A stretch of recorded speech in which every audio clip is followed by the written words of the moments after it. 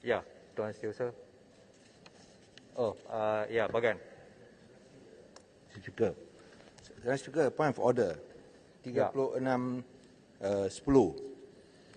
di mana ada kaitan dengan ucapan ahli parlimen yang kononnya tidak dibenarkan sekiranya menyentuh tentang perkara-perkara yang berkaitan dengan akta hasutan dan juga berkaitan dengan ucapan di mana perkataan-perkataan yang membangkitkan derhaka kepada negeri ataupun perasaan melawan kuasa kerajaan.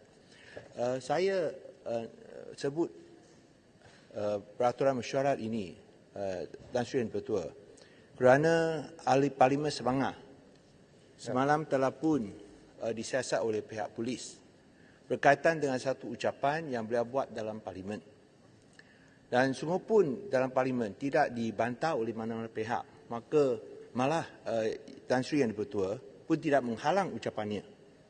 Tapi kami tidak faham mengapa hak dan keistimewaan ahli-ahli parlimen semasa berucap di parlimen sekarang telah diremehkan, malah boleh dianggap dihina dengan satu siasatan oleh polis yang boleh dianggap sebagai menggertak atau intimidation ke atas ahli parlimen, khususnya daripada pembangkang.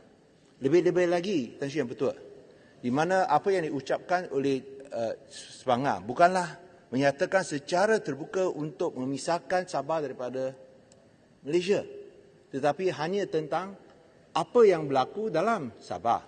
Dan ini pun telah disuarakan oleh ahli parlimen Sabah daripada pihak kerajaan, iaitu daripada GRS. Tapi kita tidak lihat ada tindakan yang sama yang diambil ke atas mereka. Ini seakan-akan ada double standard dan merupakan satu intimidation ke atas ahli parlimen pembangkang, tak kira sama ada Pakatan Harapan ataupun daripada warisan.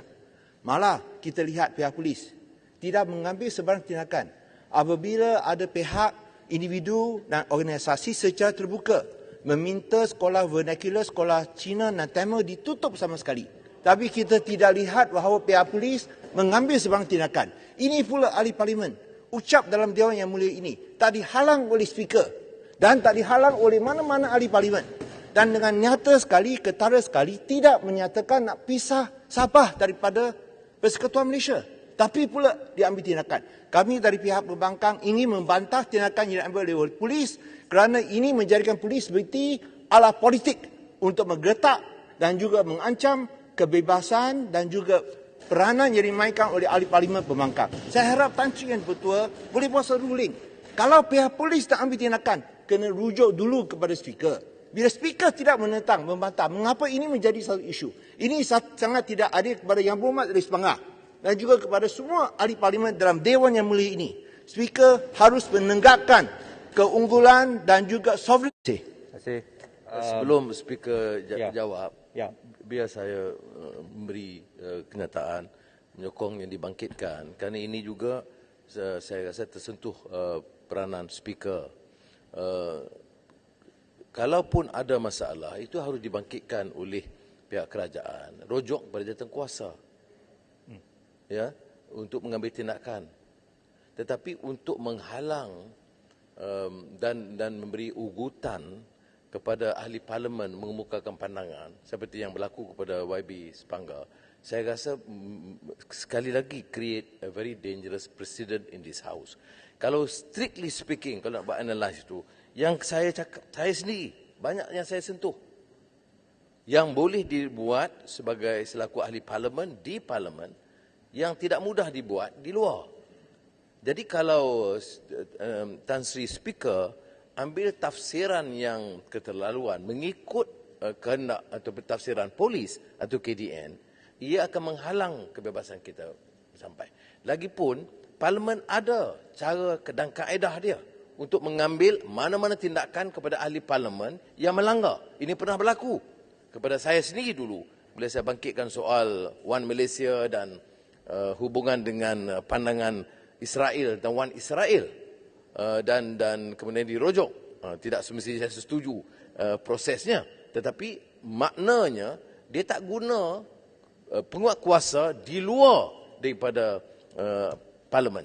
Jadi saya minta penegasan, walaupun dari segi substantif yang saya boleh tahu, saya baca teks ucapan YB Sepanggar, tidak ada menjurus kepada treasonable offence.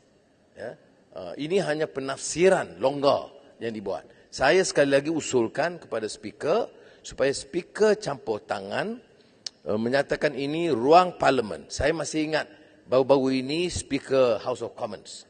Saya ada minta kawan-kawan forward kepada speaker. Dia tegur Prime Minister Boris Johnson dan mengatakan, Mr. Prime Minister, I am the Speaker of the House. You listen and I decide. Okey? Belumlah, saya tidak cadangkan berlaku begitu. Tetapi semangat parliamentary... Saya tengok video tu. Baik. Terima kasih banyak. Terima kasih. Sepanggar ada... Telefon baru percuma untuk semua. Pilih mana satu anda suka tanpa perlu kelulusan atau pendahuluan. Padankan dengan pelan pascapai tanpa had terbaik kami.